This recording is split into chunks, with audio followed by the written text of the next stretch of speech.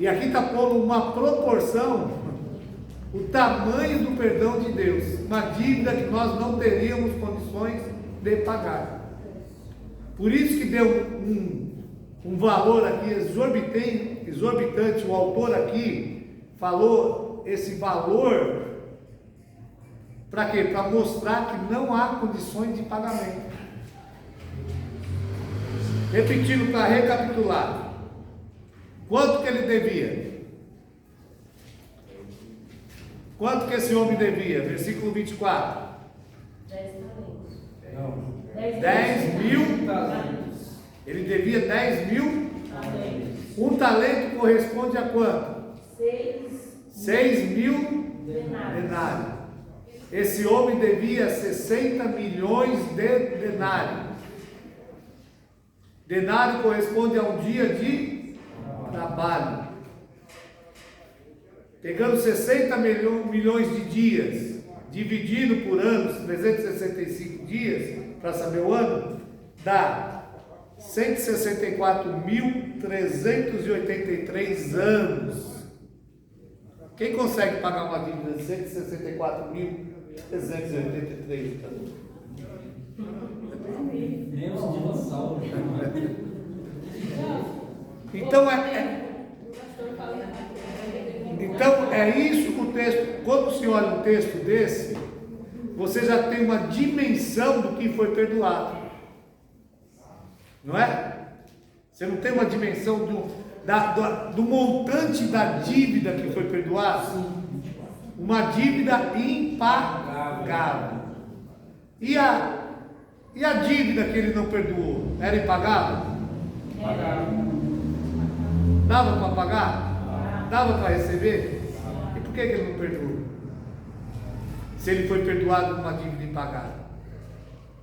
E se você olhar aqui, versículo 35: assim vos fará também meu Pai Celeste, se de coração não perdoardes cada um ao seu irmão as suas. O que está? Deus está falando assim, ó, em outras palavras, o texto desse: olha o que você foi perdoado.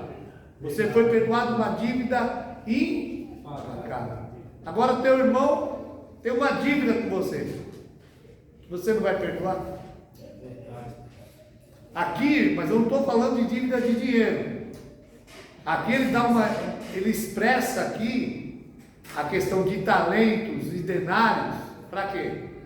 Para a gente ter a proporção daquilo que foi perdoado. Um talento, quantos mil denários? 6 mil denários. 10 mil talentos? 60 milhões de denários.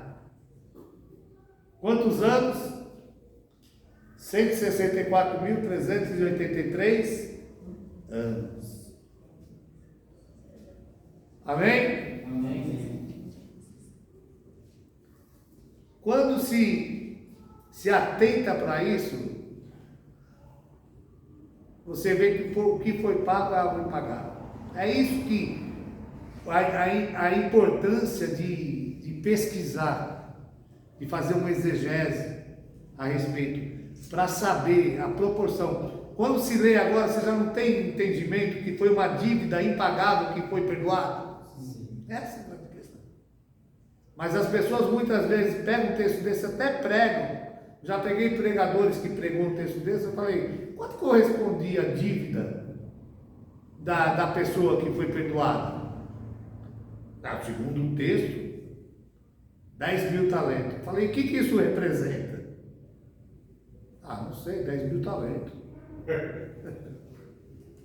E o texto pôs esse valor, 10 mil talentos, para que a pessoa entenda. O texto central de pôr um valor desse aqui, que a pessoa entenda que é algo impossível de ser pago. Essa é a essência do coisa. Então, quer dizer, se você, e aí nos coloca nós como devedor dessa dívida impagável diante de Deus, porque está falando o reino de Deus. Assim o Pai perdoou. E como nós temos o perdão? Se nós somos perdoados uma dívida impagável. Então, e você vê que isso aqui é um contexto que está mostrando, assim é semelhante o reino dos céus. Não é um parâmetro aqui na terra, está falando, dando um contexto de uma linguagem que nós conhecemos, mas para falar a respeito das questões celestiais. Não tem como ser perdoado por Deus se nós não exercermos o perdão. Exato. Tanto é o Pai Nosso, né? Perdoe as nossas, assim como nós perdoamos. Então é princípio bíblico. Então, isso, quando vem assim, até quando eu posso perdoar? O que eu posso perdoar? Tem coisas, o que não é imperdoável? Você não perdoa. O que pode ser imperdoável que você não precisa perdoar? Conhecendo a palavra, nada, né? Nada. Por quê? Porque Jesus perdoou aquilo que... Então, o nosso parâmetro, e aqui é um parâmetro bem... A respeito do perdão que ele dá, perdoa como aquele irmão te perdoou, não. O parâmetro que ele dá, você tem que perdoar porque aquele Deus, né, te perdoou. Ele te dá já uma referência que não tem negociação. E por isso que está pondo aqui, 10 mil talentos. 10 mil talentos quanto? Você vai ter que trabalhar. Para pagar o perdão de Deus, você vai ter que trabalhar 164.383 anos e 3 meses. Consegue? Amém? Então aí mostra a importância de estudar a Bíblia. Por exemplo, em Reis, tem um texto que está assim, eu, o Senhor vosso Deus, sou contra as vossas enxúndias.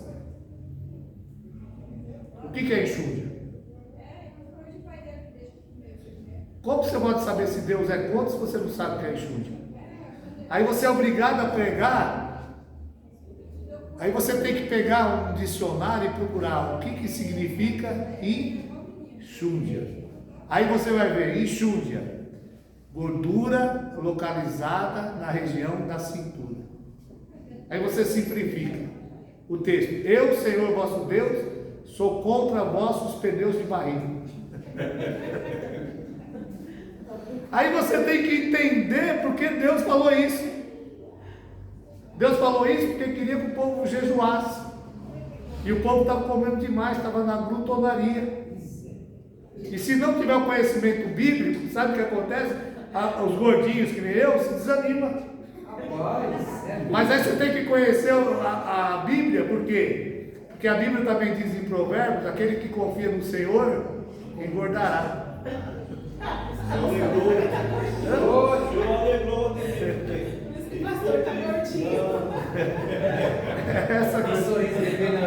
Então, mas por quê? Porque Deus é contra os pneus de barriga. Porque Deus queria que o povo, naquele contexto, jejuasse, se consagrasse. O povo estava na glutonaria. Entendeu? Tudo tem um pano de fundo que direciona Deus falar. Agora, Deus é contra as vossas enxúndias. E aqui? Então o texto tem que ser entendido antes de ser exposto. Repita comigo o texto. Tem que ser entendido antes de ser exposto. Por isso que tem que ler. Um dia o rapaz pregando, Isaías foi tocado, o anjo pegou uma tenaz no altar, ele pegou uma brasa. Eu perguntei para ele: o que é tenaz? Tenaz é um instrumento de ferro que é alongado, que apalpa aqui, aperta aqui, porque fecha aqui para pegar a brasa. Para não ter o problema que tenaz naquele tempo, aquele que, sabe aquele candinho que purifica ouro, que derrete ouro? Tenaz é o instrumento que pega aquele objeto bem quente, né? Bem fervendo aqui já. A gente usa lá na... Aí eu perguntei para o rapaz, falei: o que é tenaz? Ele falou: é cola. Eu falo isso. Cola pegador. Eu falei: Então é tudo isso, né? Muitas pessoas, por exemplo, tem pregador que fala que a túnica de Jesus, a túnica de Jesus, e vai por aí fora, né?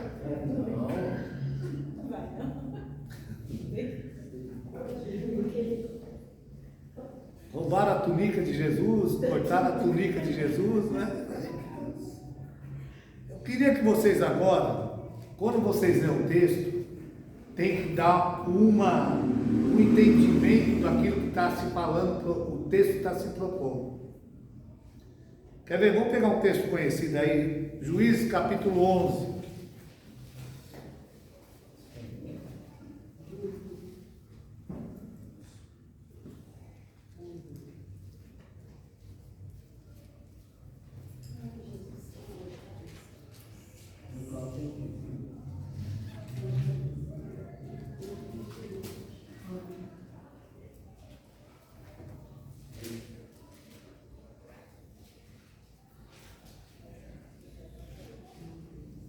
O texto sempre vai dar um sentido, assim, um direcionamento. Por exemplo, a Bíblia diz assim, Juízes capítulo 11. Era então Jefté, o gileadita, valente e valoroso. O seu pai era Gileade, a sua mãe era uma prostituta. Também a mulher de Gileade lhe deu filhos, os quais, quando já grandes, repeliram Jefté. Lhe disseram, não herdarás nada da nossa família, porque és filho de outra mulher. Então Jefté fugiu da presença dos seus irmãos e habitou na terra de Tobi, onde homens levianos se ajuntaram e a ele o seguiram. Alguns dias mais tarde, quando os filhos de Amon pelejaram contra Israel, foram os líderes de Gileade buscar Jefté na terra de Tobi. Disseram a Jefté, vem, sê nosso chefe, para que combatamos contra os filhos de Amon. Jefté, porém, disse aos filhos de Gileade, não me odiaste, não me expulsaste da casa de meu pai? Por que agora vieste a mim quando estás em aperto? Responderam os líderes de Gileade a Jefté, é por isso que viemos te procurar. Vem conosco, combate contra os filhos de Amon, e serás o nosso chefe sobre todos os moradores de Gileade. O que se pode falar? Qual é o tema para dar para um contexto desse? Nós temos que entender que nós estamos aqui, no tempo dos juízes. O tempo dos juízes era um governo teocrático. O que é governo teocrático? Era Deus teocrático. Era Deus que governava. Houve quando Josué foi o primeiro juiz. Quando entrou na terra prometida, houve a separação das tribos. Cada tribo tinha o seu chefe.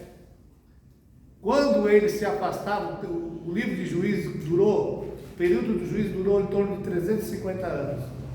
Quando eles se afastavam de Deus, Deus permitia os seus adversários oprimirem eles. Aí eles se arrependiam, buscavam a Deus e Deus levantava um juiz para libertar o povo. Débora, Sansão, Jefté, Gideão e por aí fora. Aqui dá uma ideia do que? Se for, qual é o assunto que eu posso pregar numa mensagem dessa? Jefté, um certo dia, seus irmãos morreu Gileade. Quando chegou para a herança, os irmãos dele falaram, opa, você não vai herdar nada aqui não. Porque você não é filho do casamento, da relação exata do meu pai, do nosso pai. Você é filho de um relacionamento extraconjugal do meu pai. Você é filho de uma prostituta. Você não vai aqui herdar conosco não. E Jefté foi embora. Chegou um momento que Gileade foi atacada pelos amonitas. Ficaram à mercê dos amonitas 18 anos. E Jefté, quando a Bíblia fala que Jefté, o gileadita, valente e valoroso, ele era um soldado, um soldado líder.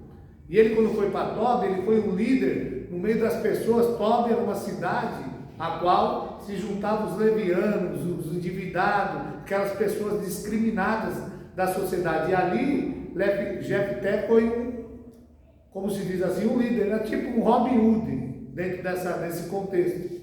Quando Gileade ficou ameaçado, os anciões de Gileade falaram: poxa, os amonitas estão nos afrontando, estamos aqui à mercê dos amonitas, vamos lá chamar Jefté para que seja nosso líder.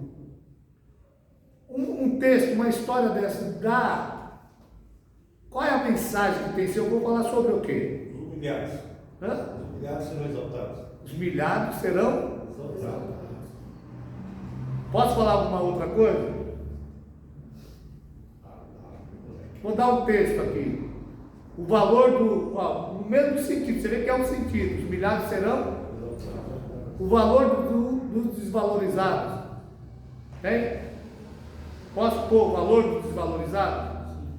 No lugar da vergonha, Deus dará dupla honra. No lugar da vergonha, dupla honra. Vamos disparar mais umas coisas. Podemos falar sobre rejeição? Sim. Por quê?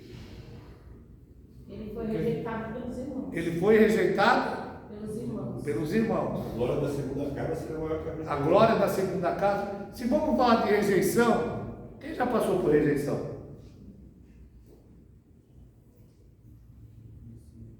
Qual foi o homem mais rejeitado do mundo?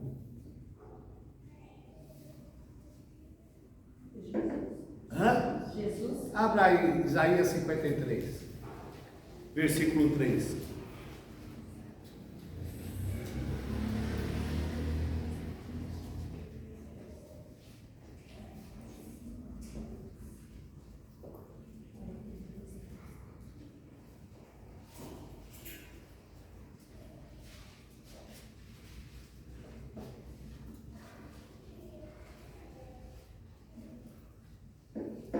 Isaías 53, 3. Quem pode ler? Falando de Jesus.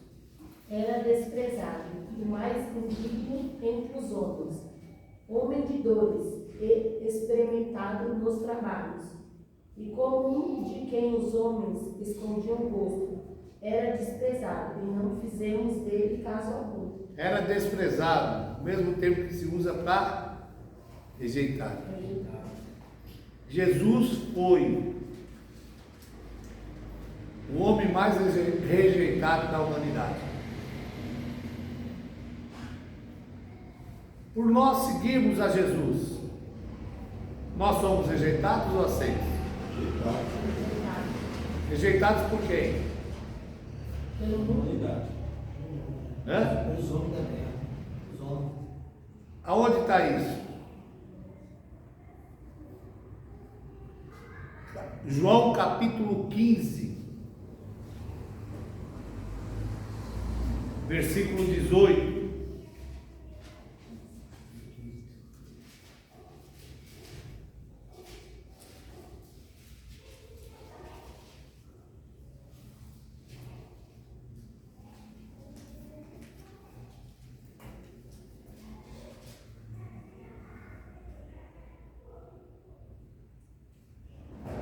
João, capítulo 15, versículo 18.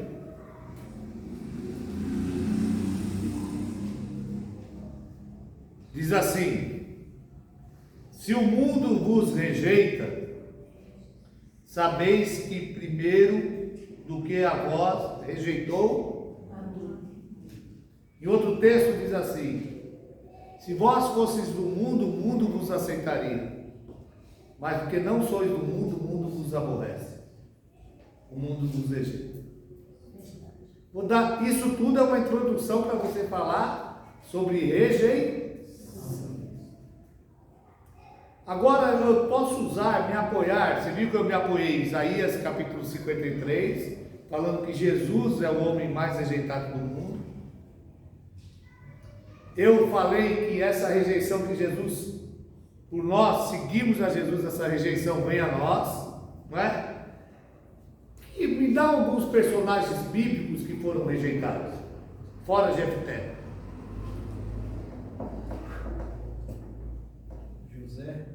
José foi rejeitado por quem? Agora eu vou desenvolver uma linha de raciocínio. Por que José foi rejeitado? Porque o pai adorava mais ele, o pai dele. Porque o pai deu uma túnica. Que culpa ele tinha do pai ter uma afinidade com ele? Ele tinha culpa?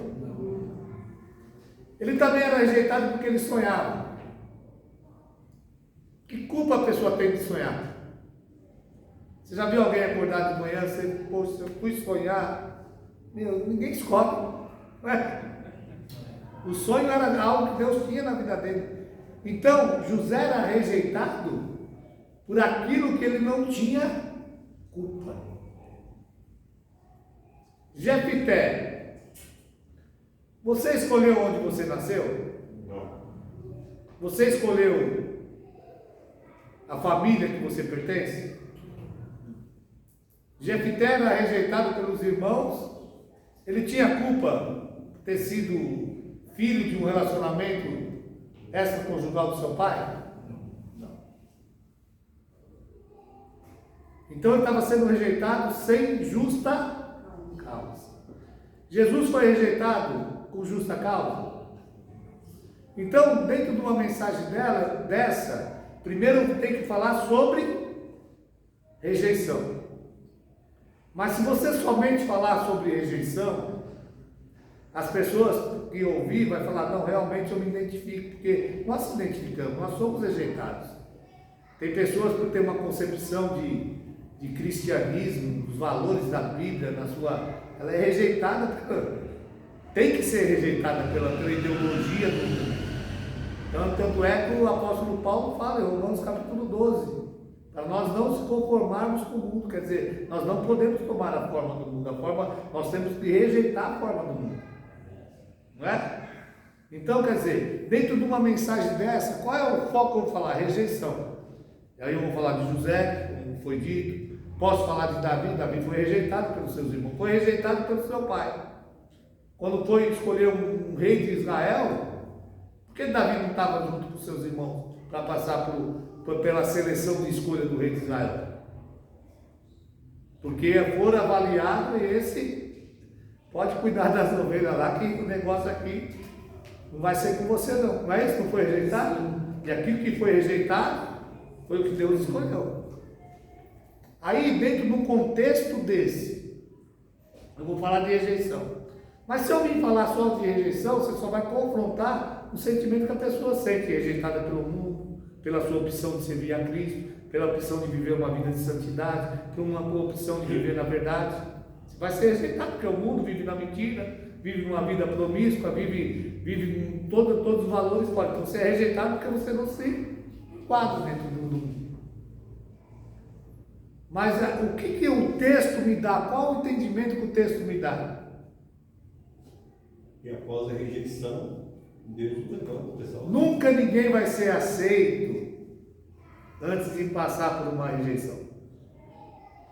Eu falei para vocês que Jesus foi o homem mais rejeitado, não foi? Sim. Mas se você abrir depois da obra que ele fez, se abrir em Filipenses capítulo 2, versículo 5 em diante, que haja em vós o mesmo sentimento que houve em Cristo Jesus, que, mesmo sendo em forma de Deus, não teve usurpação de ser igual a Deus, mas esvaziou-se a si mesmo, sendo obediente na condição humana, sendo obediente até a cruz. Por isso que Deus o exaltou soberanamente, dando um nome acima de todo nome, para que no nome de Jesus se dobre todo o joelho, no céu, na terra e embaixo da terra, e toda língua confesse que Jesus Cristo é o Senhor. Então aquele que foi rejeitado um dia, agora é o quê? É exaltado. Mas usando um texto desse, numa mensagem pentecostal, o que eu posso falar? O texto já vai dizer. Esse é o ano da sua virada. Mas eu vou usando o texto aqui, usando o texto. Nenhuma rejeição dura para sempre. Também, mas usando o texto está explicando. Para Jefité ser aceito, o que aconteceu? Foi precisar o outro povo ser humilhado para ir atrás dele. Para Jefté ser aceito, Deus permitiu uma situação, não é? Deus permitiu uma situação, um quadro, para que trazesse Jefté ao quadro onde ele foi. Aí um pregador fala assim, dentro de uma pregação, te mostra primeiramente que você é rejeitado, tudo. E Deus fala assim, Deus vai criar uma situação para mudar esse quadro na sua vida, para te exaltar nessa terra. Você não tem. Não tem um crente que tem sangue que não vai dar uma glória de Deus dentro de uma expectativa, de uma revelação da palavra dessa. Não é verdade? É uma perspectiva dentro do contexto bíblico. Deus criou uma situação para exaltar Jefté. Não é? O dia que foi rejeitado, ele saiu como soldado. Agora voltou como juiz, o responsável do povo. O libertador. Deus faz isso. Então, Deus muitas vezes cria uma situação para te exaltar. É Deus que cria a situação. É Deus que permite a situação. Deus que permite o processo. Aí eu falo sempre isso, a nossa vida espiritual é uma roda gigante. Uma hora você está embaixo, mas uma hora você está em cima. Quando você está em cima não gosta, embaixo não, porque uma hora você vai estar embaixo. Essa é a grande questão. Então, dentro de um contexto desse, eu posso falar de rejeição? Posso. Então, um texto desse, você pode falar sobre muitas coisas, mas tem uma ideia principal de um texto desse. A glória da segunda casa, né? Às vezes os humilhados serão exaltados. Você pode usar o texto, se apoiar num texto desse na vida de José, na vida do apóstolo Paulo, não é? A vida de Elias. Também.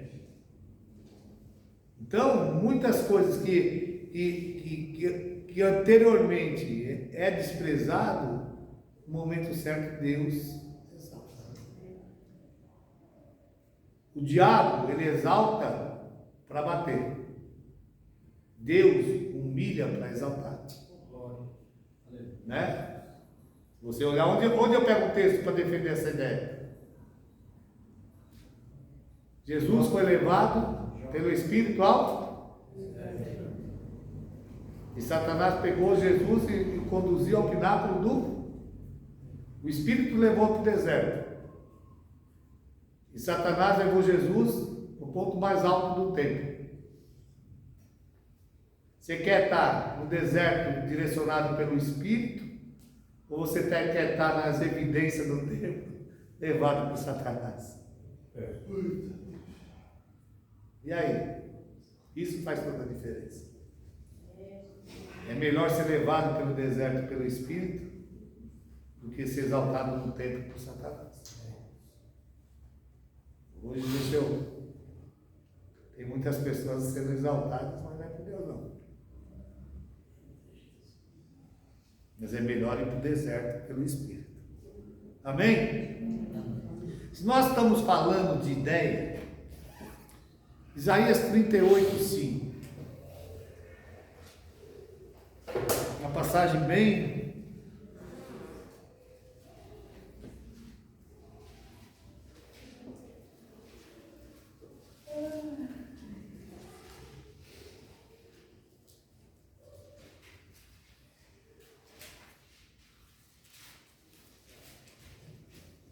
Aqui vai falar do rei Ezequias, que estava doente, né?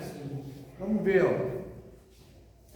Naqueles dias, Ezequias adoeceu de uma enfermidade mortal. Veio a ele Isaías, filho de Amós, o profeta, e lhe disse: assim diz o Senhor, põe em ordem a tua casa, porque morrerás, e não viverás. Então virou Ezequias o seu rosto para a parede e orou ao Senhor: ah, Senhor, lembra-te, peço que andei diante de ti em verdade, com interesse de coração, e fiz o que era reto aos teus olhos. E chorou Ezequias amargamente. Então veio a palavra do Senhor a Isaías.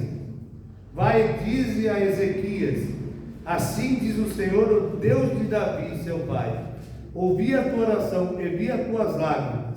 Acrescentarei os teus dias 15 anos. Apenas esses versículos. Qual que ideia dá isso aqui? Um texto desse. Se eu for elaborar uma mensagem baseado no texto, usando esse texto, Que oração muda história. eu posso falar? Que oração muda história. Oração Muda história. muda a história. Muda decreto. Eu vou decreto. Jonas, vou refutar, vou fazer um debate aqui. O Jonas, ele queria ir para Nínive? Não. Mas ele estava dentro do peixe, né? Grande peixe. Ele orou? Sim. E para onde ele foi?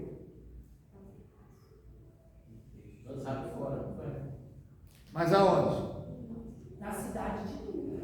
Mas ele não queria ir para Nínive.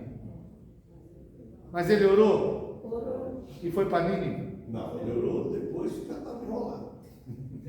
Mas ele não queria ir para Nínive. Mas ele orou e foi para Nínive. O que eu aprendo com isso? Não é do meu jeito, do jeito dele. Oração, aprenda isso.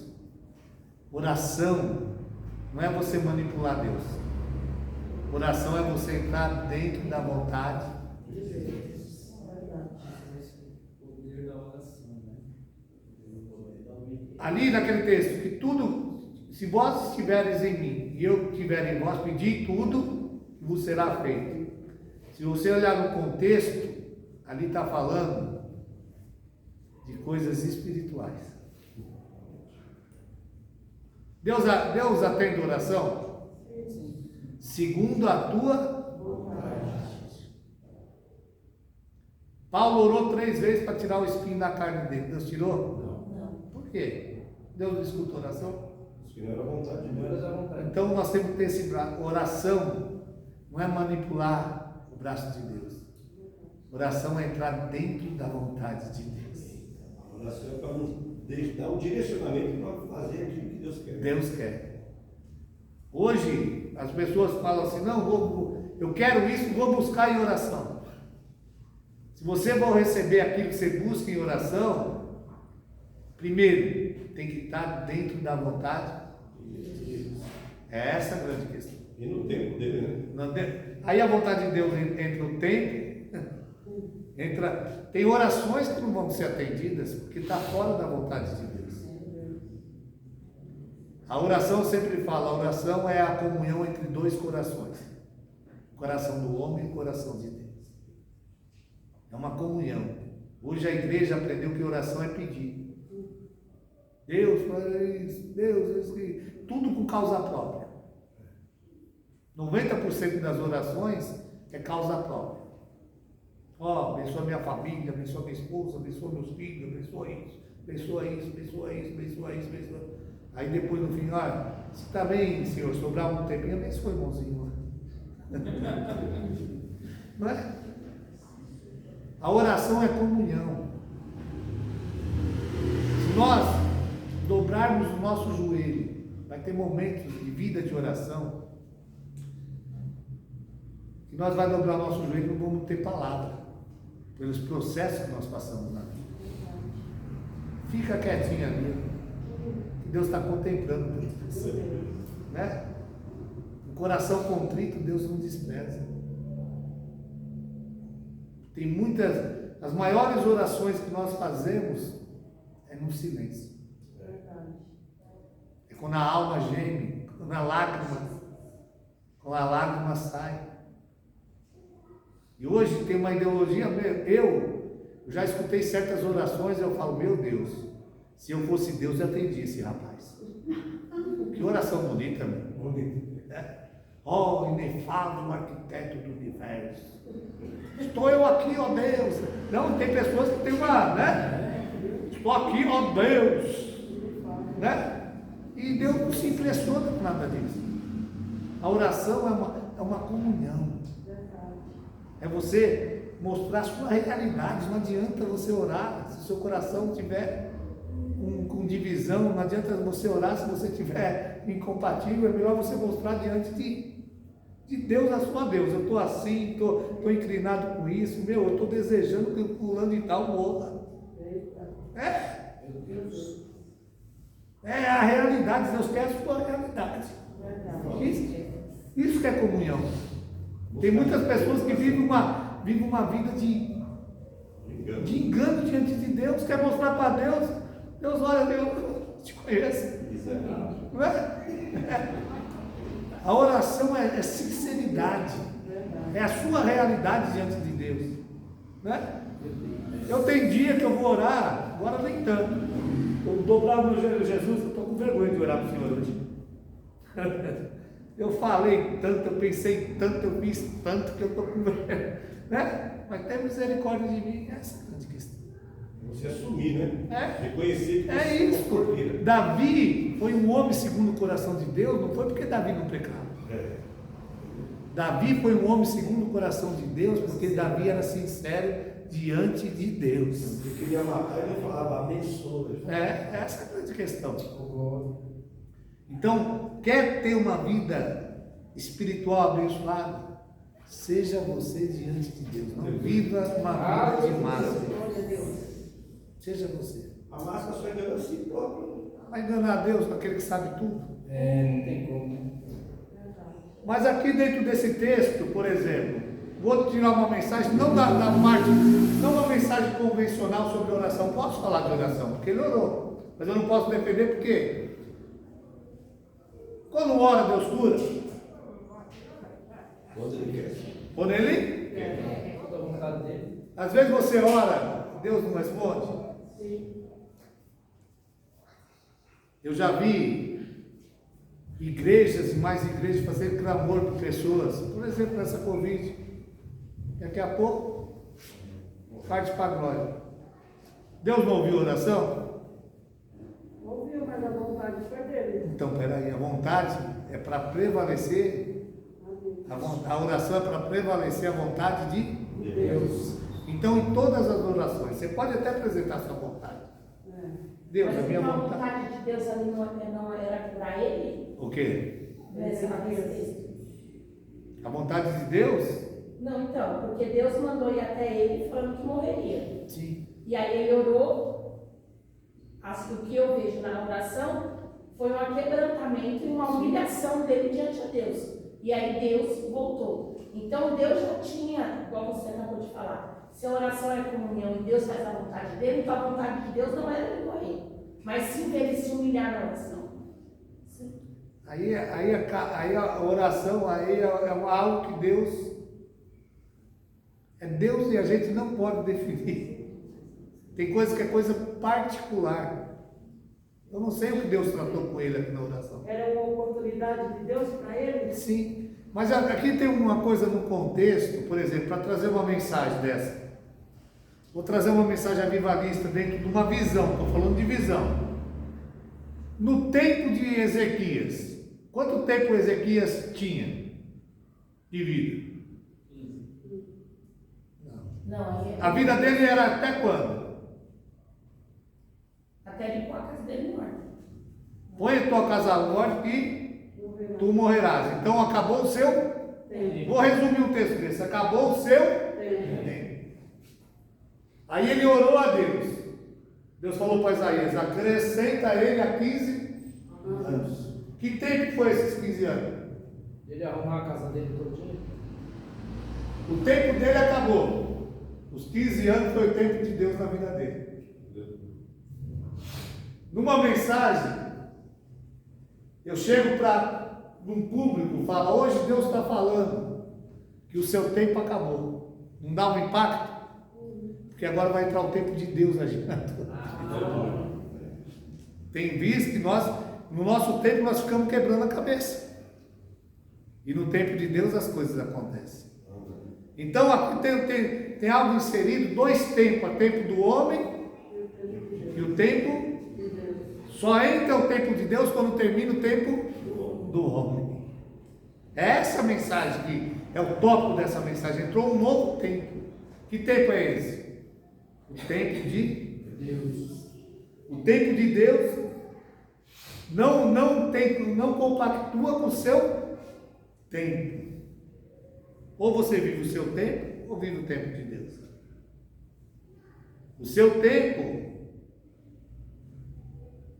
é Cronos. O tempo de Deus, Kairos. Você se apavora no seu tempo, mas você descansa no tempo de Deus. Então, em outras palavras, você pode ver, o texto está dizendo assim, ó. Em outras palavras, vou falar o mesmo texto, ó. Isaías, fala para ele que o tempo dele acabou, né? Ele falou, meu Deus, me dá mais tempo. Ele falou, tá bom, volta lá, Isaías. Fala para ele que eu vou acrescentar mais 15 anos. Então o que ele teve foi um tempo, o tempo que veio a partir daquele momento foi o tempo de Deus. Deus permitiu na vida dele. O tempo dele tinha terminado. Deus deu mais 15 anos. Então, aqui tem uma ideia, por exemplo, você gostaria de estar no culto, Deus falar, hoje o seu tempo acabou. Chegou o tempo de Deus realizar aquilo que Ele tem na sua vida. O tempo de Deus na sua vida chegou. Há um novo tempo na tua história, não é isso? Há um novo tempo na tua vida, há um novo tempo na sua família, há um novo tempo no teu ministério, há um novo tempo no meio das... Quem não quer viver um novo tempo preparado por Deus? Então, quando nós olhamos, eu não posso falar um texto desse, aqui a oração foi atendida. Mas eu não tenho isso como regra. Tem muita oração que não atende. Porque senão, tem um evangelho aí que tudo que você orar, você vai, muitas vezes... Pastor, mas Deus não se compadeceu do que Ele tinha servido ele naqueles anos atrás? Sim. No caso... Mas qual é a maior recompensa, se for pensar nisso? Não pensar de uma maneira... A maior recompensa é estar na eternidade com Deus ou viver nessa terra? Então Deus vai recompensar para ele viver mais 15 anos. A gente não pode... O que eu quero trazer uma linha de raciocínio? Que você não pode... Nada que você não pode generalizar.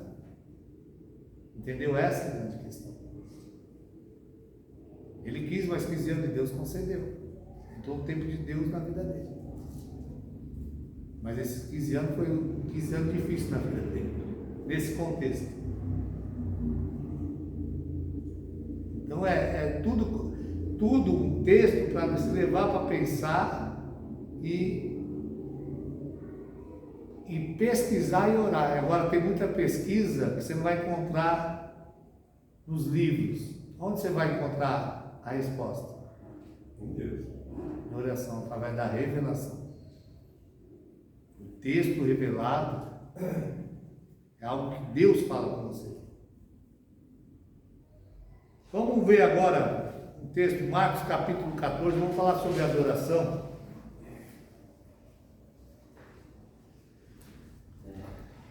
Texto bem conhecido.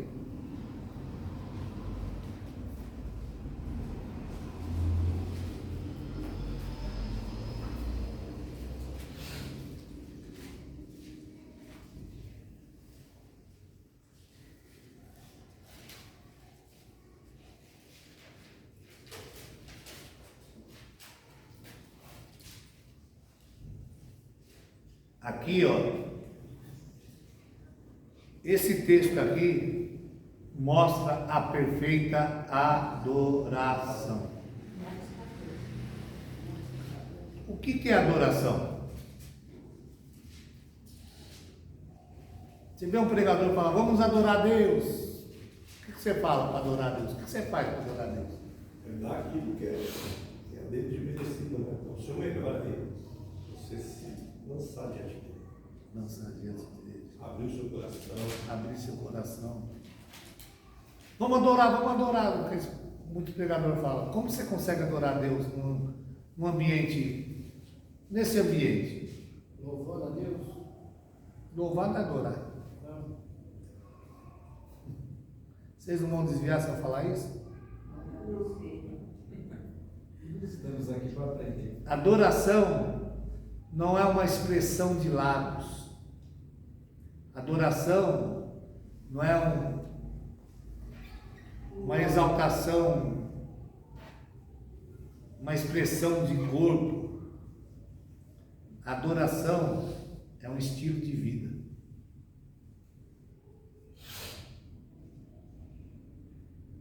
Adoração é pagar as contas. Eita. Adoração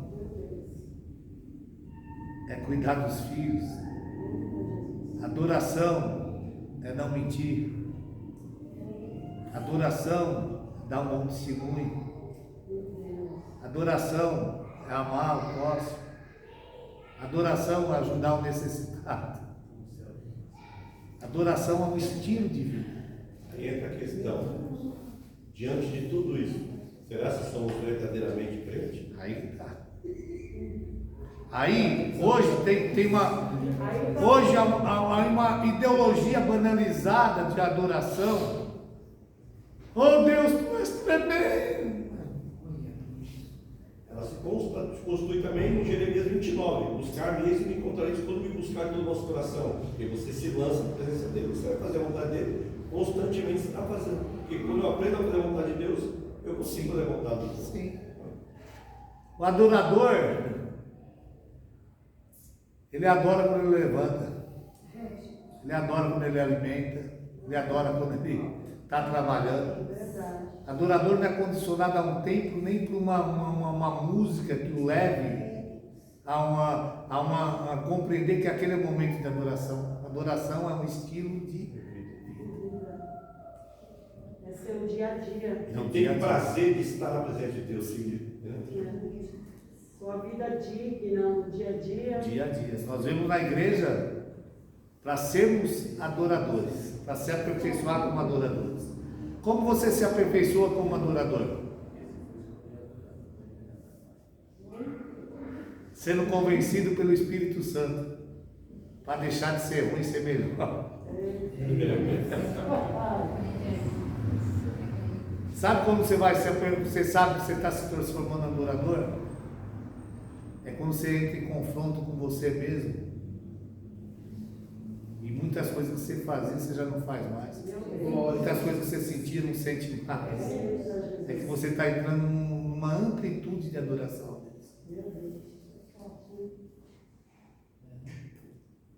Amém? Uma dimensão, né? Um nível maior com Deus. Por exemplo, você adora Deus em silêncio? Sim. Por que muitos pregadores querem que você adore gritando? E aí? Responda para nós. Na questão do pregador, eu já vejo ele mais querendo motivar a igreja. Mas aí que está, hoje, o meio pentecostal principalmente, eu sou pentecostal, irmãos, eu já passei por uma êxtase espiritual tantas vezes e às vezes Deus toma, se a gente sente a presença de Deus se expressa, mas eu não posso falar que isso é adoração. Posso falar que estou sentindo a presença de Deus, posso falar que estou chorando, posso falar que estou pulando, posso falar, né? Mas eu não posso falar que estou adorando. Porque adoração é atitude. Adoração é viver a vida que Jesus vive. Uma constância, né? Uma constância. Porque tem muitas pessoas que se acham adorador por excelência. Na igreja isso é fácil. Não é? Vai para fora, murmura. Tem hinos que nós falamos que adoramos que não é uma realidade na nossa vida. Como uma família, no compromisso, vivendo o amor de Cristo, eu preciso de ti. Não é? De repente está expressando aquilo, mas está com incompatibilidade, está com divisão, está com, né? Desejando mal, está com ciúmes, está... Que adoração é essa? Aí Jesus um dia olhou para os religiosos e falou: esse povo me honra com os lábios. Em outra palavra, esse povo me adora com... mas o coração deles está longe de mim. bastante questão. Vamos ver aqui a adoração.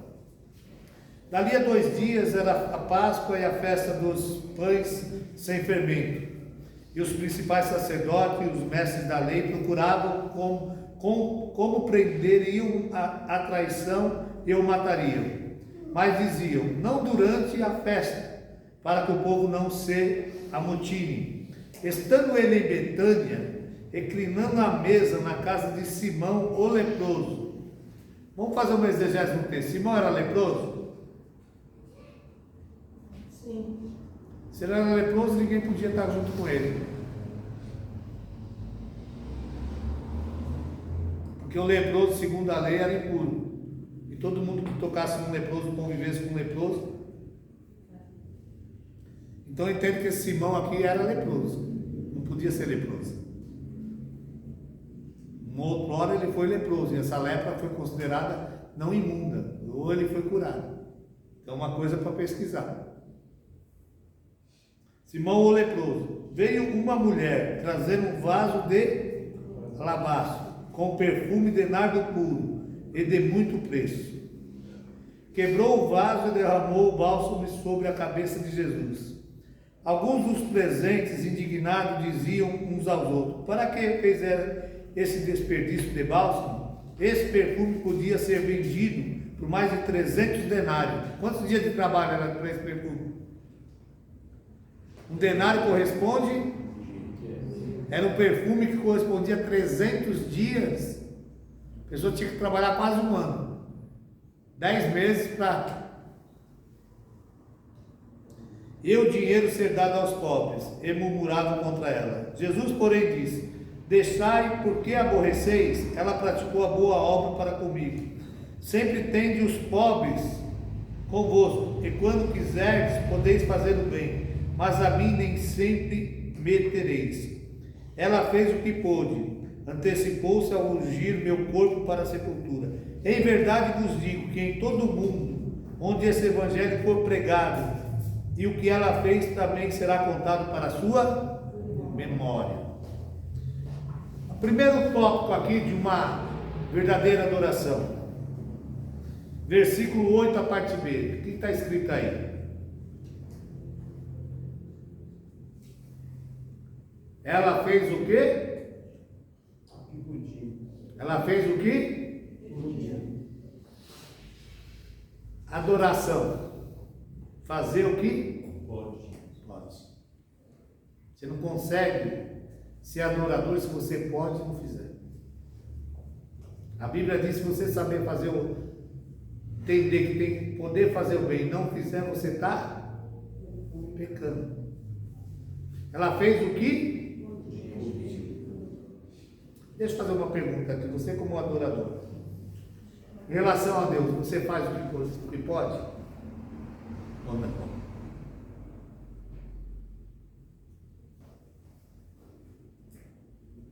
Segundo, versículo 3, estando ele em Betânia, reclinado à mesa na casa de Simão o leproso, veio uma mulher trazendo um vaso de alabastro com perfume de nardo puro, de muito preço. O que ela estava dando aqui? Melhor. Melhor. Isso aqui já é. O que ela estava dando também é um perfume no versículo 5. Esse perfume ser vendido por mais de 300 denários. Irmãos, isso aqui não se comprava o perfume. Ela tinha o vaso. Isso aqui comprava-se em gotas. Isso aqui era um sacrifício diário. Ela não chegou nesse perfume, me dá um perfume de 300 denários. Esse perfume, ela tinha um vaso de alabastro. Ela ia lá, falava, me dá 2 ml. Ia lá, colocava. Ela no outro dia, me dá mais 3 ml, colocava. A quantidade não foi da noite para o dia que ela juntou esse vaso de alabastro. Isso aqui foi uma coisa sacrificada. Ela foi se sacrificando, foi se doando. se despojando, se entregando dia a dia para ter isso. Por exemplo, para ser adorador, enfrenta a crítica do adorador? Que crítica que ela sofreu aqui? Ela estava entregando o melhor e não poderia ter feito isso, né? Devido ao Versículo 4. Olha o que ela sofreu aqui. Alguns dos presentes indignados. Ela sofreu indignação? Sim. Alguns dos presentes indignados. Primeira, indignação. Diziam uns aos outros: para que fez ela esse desperdício do bálsamo? Diziam os outros: esse perfume podia ser vendido por mais de 300 denários e o dinheiro ser dado aos pobres. E murmuravam contra ela. Receberam a indignação, a murmuração. Aí Jesus falou. Jesus, porém, disse: deixai-a. Por que aborreceste? Em outras traduções, por que estão molestando ela? Então ela sofreu indignação, murmuração e molestamento. E ela parou? Não. O verdadeiro adorador, ele não para diante das críticas, das murmurações, não para diante de ser molestado, ele continua adorando, porque é o propósito da vida dele ser um adorador.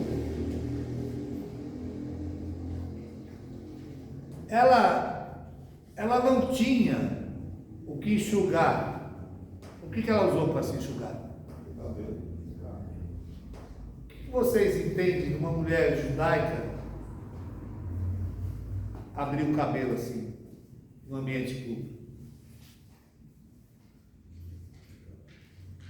Era desonra. Não podia. Não podia. O que ela mostra aqui? Não quero saber, eu vou adorar. Ela não estava preocupada com o que iam pensar. A preocupação dela era o quê? Agradar a Jesus. Independente do que pudesse ocorrer. Ela usou os cabelos dela para enxugar. Uma mulher na cultura judaica apresentar o cabelo assim era uma questão de desonra. Ela falou: eu não quero saber o que vocês pensam, que você já tinha passado a indignação, a murmuração, sendo molestado, e ela continuou. Aí Jesus, alguém falou lá: podia pegar esse denário, pegar esse vaso, vender e dar para os pobres. Ajudar os pobres é errado? Não. E por que Jesus falou? Jesus falou para não ajudar os pobres? Eu sou café, é uma boa coisa. Jesus falou assim: os pobres sempre tereis convosco, mas a mim nem sempre tereis. O que Jesus está falando? O verdadeiro adorador, ele aproveita a oportunidade. Desperdício. O que para muitos é desperdício, para olhar para ela é essencial. Verdadeiro adorador, as pessoas viram: está perdendo tempo, não sai da igreja, fica com essa história de crente, não vive a vida, ou está desperdiçando a sua juventude, o seu tempo. Na realidade, há um desperdício aos olhos do mundo. Na realidade, é a verdadeira adoração diante de Deus. Essa é. Ela adorou no tempo certo. Por quê? Porque fazia 2 dias para Páscoa. Jesus morreu o quê? Na sexta-feira. Sexta-feira, depois de 6 horas, começa o sábado. Pela cultura judaica, eles podiam fazer o que no sábado? Nada. Então, para ungir a Jesus, tinha que ser depois, como ele foi crucificado na sexta, 3 horas da tarde.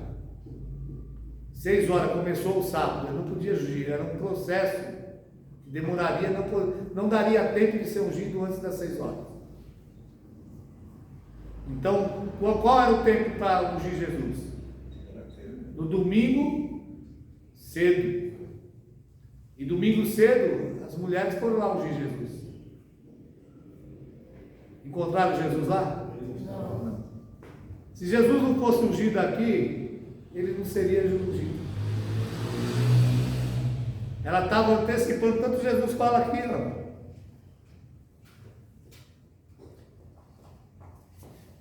Versículo 8, ela fez o que pôde, antecipou-se a ungir meu corpo para a sepultura. Porque quando a lei permitiria para as mulheres para a especiaria no domingo cedo ir lá ungir Jesus, Jesus já não estava lá. Outra hora Jesus podia falar assim, ó, deixa ela me ungir agora, porque eu vou morrer na sexta, sábado vai ter que guardar o sábado, e no domingo, quando for querer me ungir, eu não vou ter lá, então deixa ela antecipar. Foi isso que Jesus falou. Então essa mulher, ela fez tudo, ela enfrentou oposição, né? Ela sacrificou, ela deu aquilo que era de melhor, ela não se importou com ninguém. A expressão dela, o que você vê essa mulher falando? Mas ela teve uma perfeita adoração pelas atitudes que ela teve. O adorador é recompensado? O que ela recebeu a recompensa aqui? A Bíblia diz assim: em verdade vos digo que em todo o mundo onde esse evangelho for pregado, o que ela fez também será contado para a sua. Ela ofereceu o quê? Unguento, não foi? É bíblico que Jesus falou para ela aqui?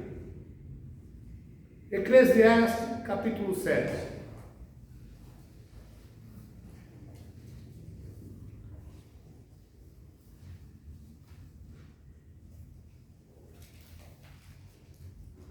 Ela ungiu a Jesus, não ungiu? Ela ofereceu para Jesus a unção, unguento. Eclesiastes capítulo 7.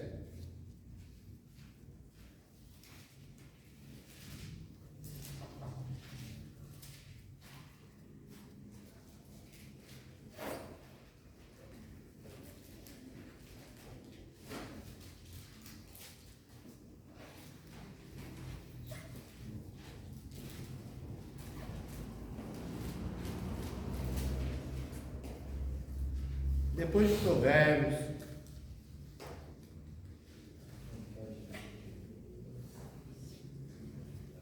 O que está dizendo o versículo 1?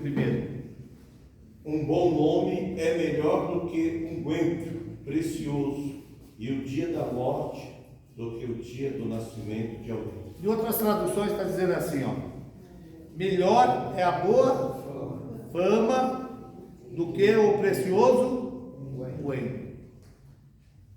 Ela ofereceu um precioso unguento. E o que é melhor que o unguento, segundo a Bíblia? A fama. E o que Jesus prometeu para essa mulher? Fama.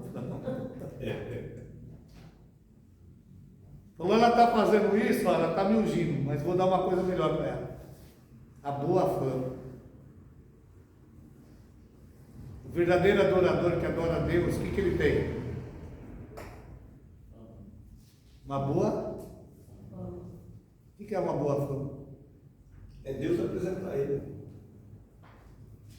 Isso é uma boa fama. Deus vai ser abençoado. Quando ela adorou, o que Deus deu para ela? Hoje nós estamos falando dela aqui? Sim. É famosa ela, né? É que canta aí, o vaso de alabastro. Ela fez a diferença. É por isso que não podemos deixar o que temos que fazer hoje para amanhã. É. Porque ela antecipou, adiantou, né?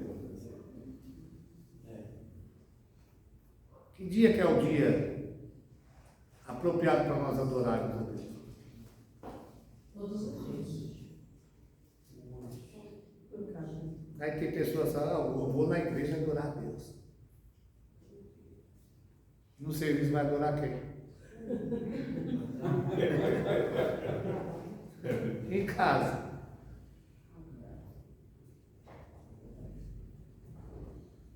Aí o adorador, quem promove o adorador? Quem promoveu essa mulher? Deus. Por que Jesus falou, aonde isso for pregado, vai ser anunciado o que ela fez?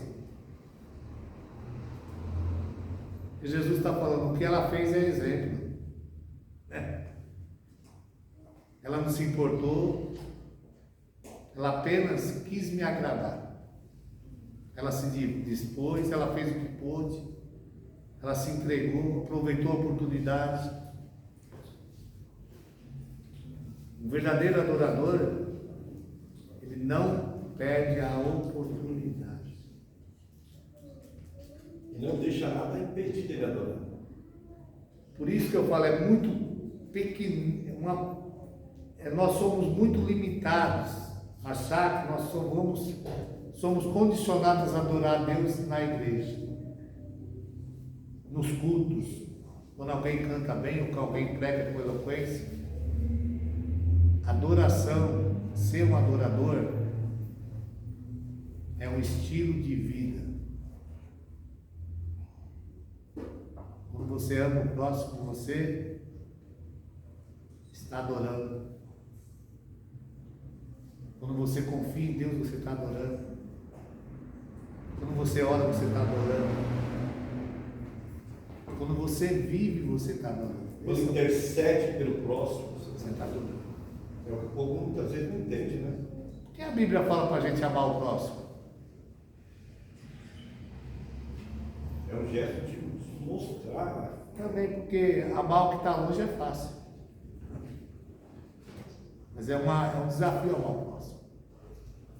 E o adorador, ele adora. Amando. Amém? A coisa é séria. Quando olhamos dentro de um contexto desse, qual foi meu propósito nessas 11 semanas que teve aqui? Muito mais importante do que pegar um texto, usar a técnica da exegese, da homilética, hermenêutica, da interpretação, da homilética, da exposição. O grande objetivo de um curso desse aqui é abrir a visão. Porque pregação não é a exposição de um sermão através das Escrituras. A verdadeira pregação é a exposição das Escrituras através da vida.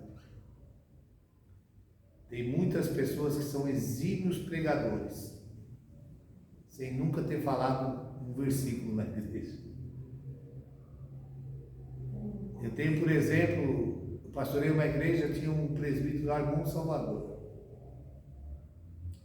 Esse homem foi o maior pregador que eu já vi, que eu tive contato com ele. E eu vou falar uma coisa para você, ele nunca pregou. Biblicamente falando, a Bíblia. Assim, na igreja, eu fiquei 5 anos pastoreando nessa igreja. Aí um dia, ele gostava muito de cantar os hinos da harpa. Aí um dia o irmão falou, pastor, o irmão Salvador, nunca vi o irmão Salvador pregar. Aí eu falei, irmão, você precisa se aperceber. De todos os pregadores que a igreja aqui tem, o irmão Salvador é aquele que prega com maior maestria, maior simplicidade, excelência. Um homem que a esposa dele precisava dele, porque estava paraplégica em cima de uma cama. Ele cuidava da esposa, lavava a roupa, cuidava da casa. Quando ele chegava, nunca faltava na igreja. Abria a igreja. Às vezes eu ficava aconselhando as pessoas, o culto terminava 9 horas, 9h30, às vezes eu ficava até meia-noite, conversando, resolvendo a situação. Quando eu olhava, estava o irmão Salvador. Eu falava, irmão Salvador, pode ir para sua casa? Não, pastor, vou esperar o senhor ir, para mim fechar a igreja. um homem com uma integridade, um homem com, sabe, que eu, quando eu citava ele assim, me comovia, me dava vontade de chorar pela vida que ele representava. Aí a Bíblia, aí hoje nós, a igreja, acha que um pregador que abre esse texto e traz a palavra de Deus, ela bem compreendida é uma bênção, mas a verdadeira pregação é a vida. Tem muitos que estão pregando apenas com lábios, mas está distante de pregar com a vida. Pregue com a vida. Se for preciso, fale. Pregue separar, se for preciso, fale. Que isso faz a toda a diferença. Então, quando se prega com a vida, entende os propósitos de Deus. E quando entende os propósitos de Deus, quando passa com conhecimento de causa. Unção. Repita comigo, o que é unção? Unção. Outros não.